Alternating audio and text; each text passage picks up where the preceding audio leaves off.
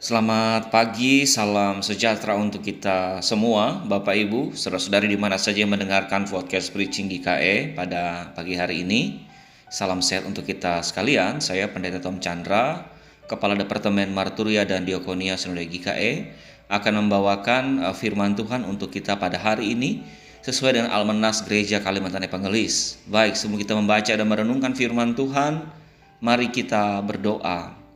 Bapa di surga, Bapa dalam Yesus, terima kasih karena Tuhan masih memberi kesempatan kami ada di hari yang baru ini. Kami ingin mengawali segala sesuatunya bersama dengan Engkau, bersama dengan firman-Mu. Biarlah Roh Kudus Tuhan dicurahkan bagi kami, sehingga melalui pembacaan perenungan firman Tuhan ini kami dapat mengerjakannya. Hari ini dan hari-hari selanjutnya, hidup kami sesuai dengan kehendak-Mu. Di dalam nama Tuhan Yesus kami berdoa. Amin. Yesaya pasal 42 ayat 10 sampai dan ayat 13 yang tertulis dengan judul Puji-pujian tentang penyelamatan yang bunyinya sebagai berikut.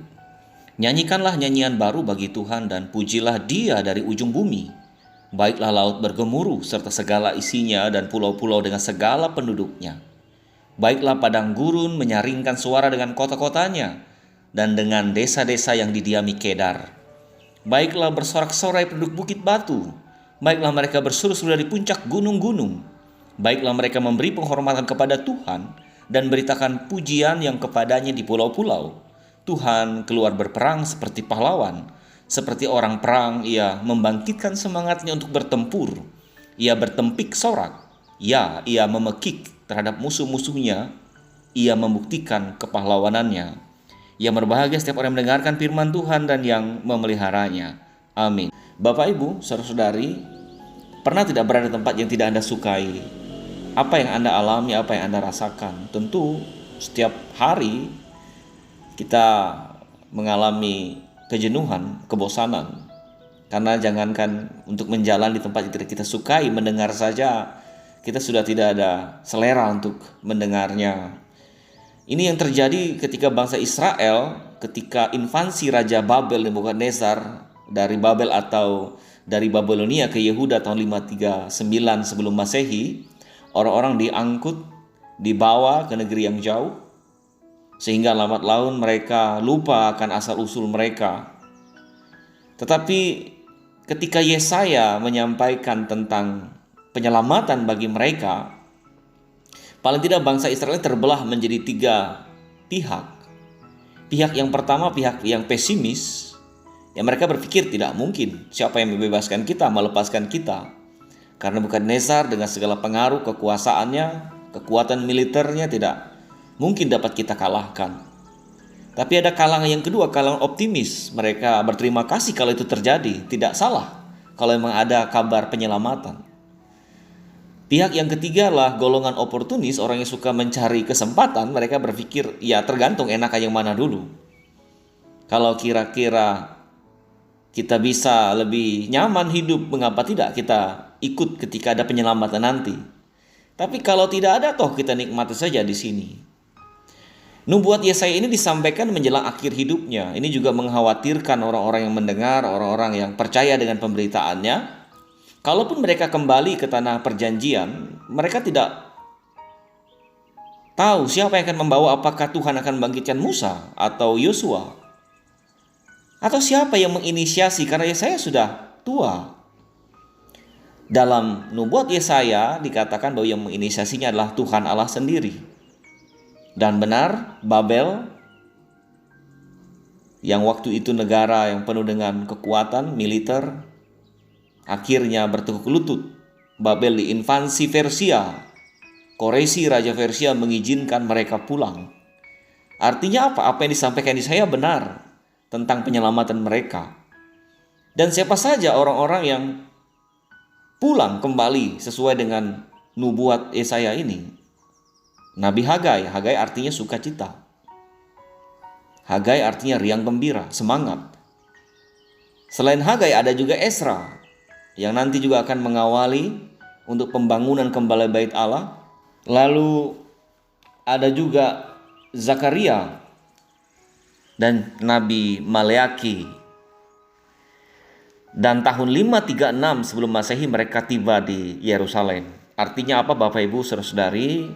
nubuat puji-pujian tentang penyelamatan yang kita baca tadi merupakan nubuat yang telah digenapi dari konteks Yesaya sampai bangsa Israel, khususnya Yehuda, kembali ke tanah perjanjian.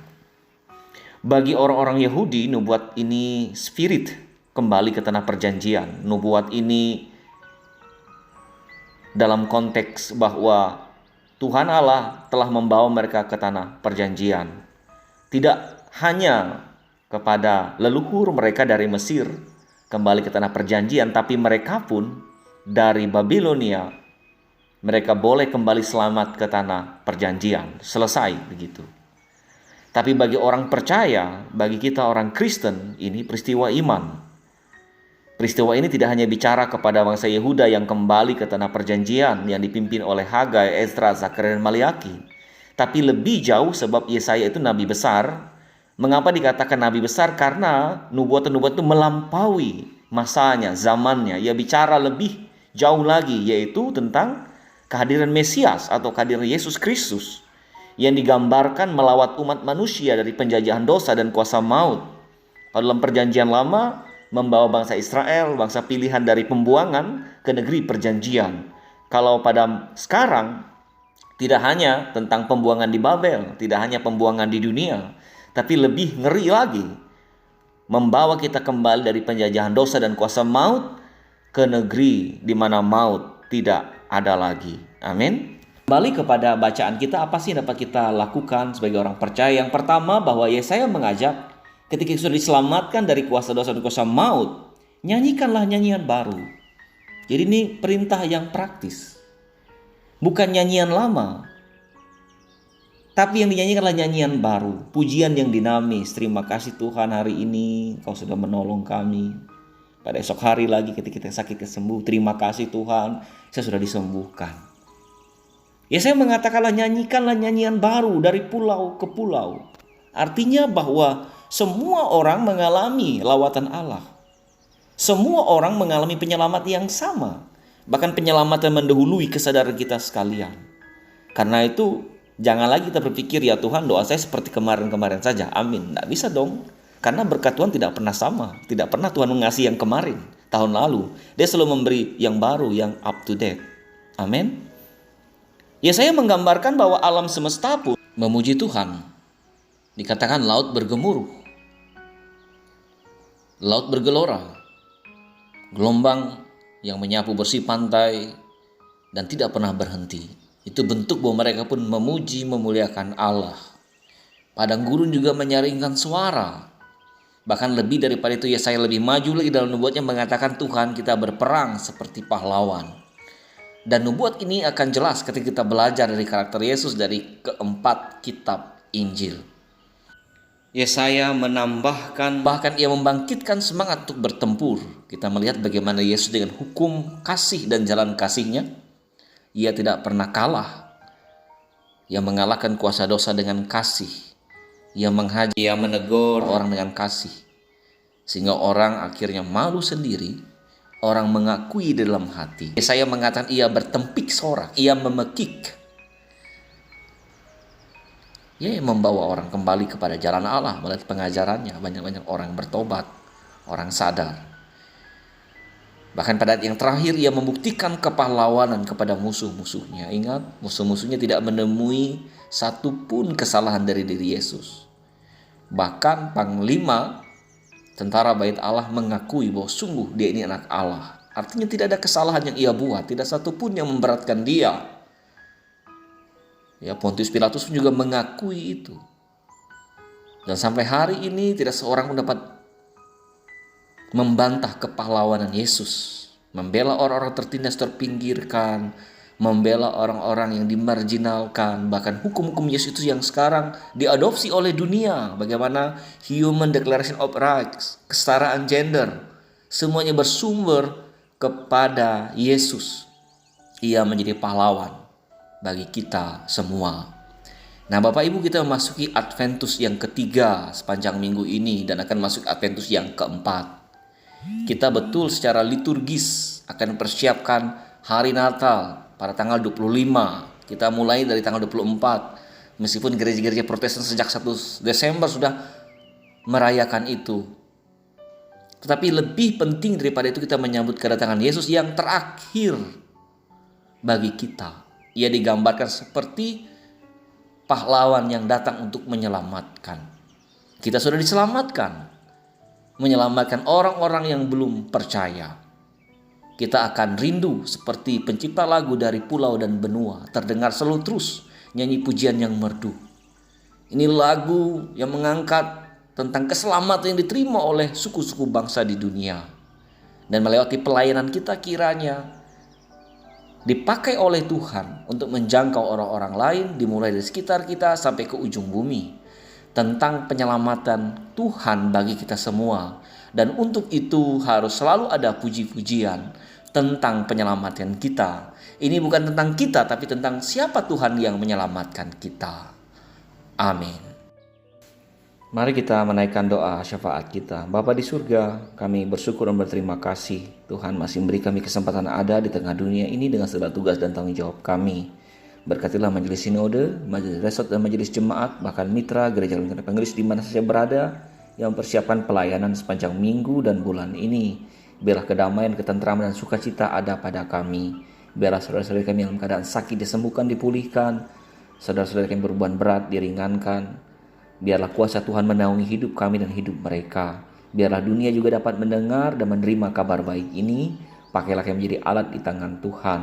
Terima kasih Tuhan, Engkau menciptakan kami dan Engkau menolong kami dari waktu ke waktu. Bahkan lebih daripada itu, berkenan menyelamatkan kami. Biarlah kami boleh menjadi alat di tangan Tuhan, menjadi terang yang menyinari, menjadi garam dunia yang dapat membangkitkan cinta kasih, damai sejahtera, sukacita dimanapun kami berada. Berkatilah anak-anak kami dalam tumbuh kembang mereka, anak-anak kami yang berjuang membangun masa depan mereka. Dampingilah mereka sebagaimana Tuhan mendampingi kami dan mendampingi orang tua kami di masa muda. Kami menyerahkan orang-orang tua kami, biarlah masa hidup mereka adalah masa yang indah, mengajarkan cinta kasih damai sejahtera Tuhan, sehingga anak menantu dan cucunya mencari dan mengandalkan Tuhan. Tugas tanggung jawab kami sebagai ASN di instansi masing-masing, sebagai wira swasta, bahkan yang bekerja di gereja, di dunia pelayanan, Tuhan menolong kami, memberi kami kekuatan, sukacita, kesehatan. Bahkan di tengah pandemi COVID-19 ini kami dibebaskan, kami diluputkan oleh belas kasihan Tuhan saja. Biar sepanjang Natal ini akan ada kedamaian, ketentraman, kami boleh merasakan, merayakan dan membagikannya dimanapun kami berada. Dengarlah seru doa ini kami alaskan. Dalam Yesus Kristus telah mengajar kami berdoa, Bapa kami yang di surga, dikuduskanlah namamu, datanglah kerajaanmu, jadilah kehendakmu di bumi seperti di sorga. Berikanlah kami pada hari ini makanan kami yang secukupnya, dan ampunilah kami kesalahan kami, seperti kami juga mengampuni orang bersalah kepada kami. Dan janganlah bawa kami ke dalam pencobaan, tapi lepaskanlah kami daripada yang jahat, karena Engkau punya kerajaan dan kuasa dan kemuliaan sampai selama-lamanya. Amin.